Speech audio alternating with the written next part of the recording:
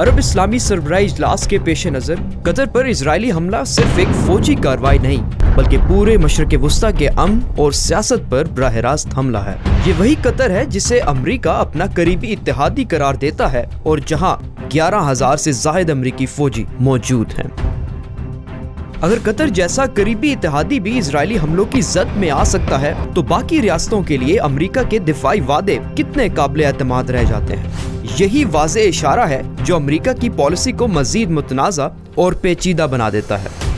سنیں فلم کے پروگرام دی فورم میں مشاہد حسین سید نے گفتگو کرتے ہوئے یہ کہا، آپ نے اتنا بڑا سارا کیا کہ اٹس اے رسک انشورنس کیا۔ امریکہ کے ساتھ ہمارے تعلقات اچھے ہیں، ان کی خوشنودی حاصل کر لی ہے، وہ ہمیں پروٹیکٹ کریں گے۔ جی آپ کچھ لیتے ہیں کچھ دیتے ہیں، لینے کا آپ کا تھا سیکیورٹی امبریلا کہ ہمارا تحفظ ہمارے ریاست کا ہمارے ملک کا کریں گے۔ That is a failure of Arab diplomacy اور فیلئر آف جو assumptions بنے ہوئے تھے۔ اصل حقیقت یہ ہے کہ اسرائیل اب کسی قانون یا سرحد کا احترام نہیں کرتا۔ فلسطین، ایران، لبنان، شام، تیونس اور یمن کے بعد اب قطر بھی اسی فہرست میں شامل ہو گیا ہے۔ یہ طرز عمل اسرائیل کو ایک روگ سٹیٹ ثابت کرتا ہے، ایک ایسی ریاست جو اپنی بالادستی کے خواب میں ہر حد پار کرنے کو تیار ہے۔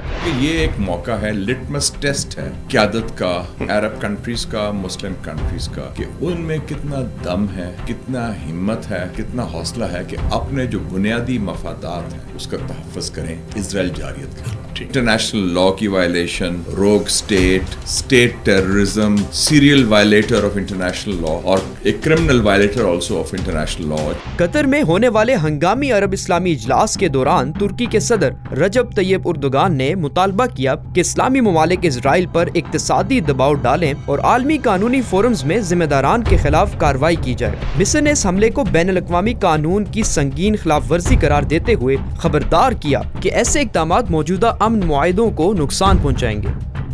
بنگلہ دیش نے بھی مشترکہ سیاسی، سفارتی اور معاشی اقدامات کی ضرورت پر زور دیا۔ اسی حوالے سے پاکستان کے وزیراعظم شہباز شریف نے کہا کہ اسرائیلی توسیع پسندانہ عزائم کو روکنے کے لیے ایک مشترکہ عرب اسلامی ٹاسک فورس قائم کی جائے اور اقوام متحدہ اسرائیل کی رکنیت معطل کرے۔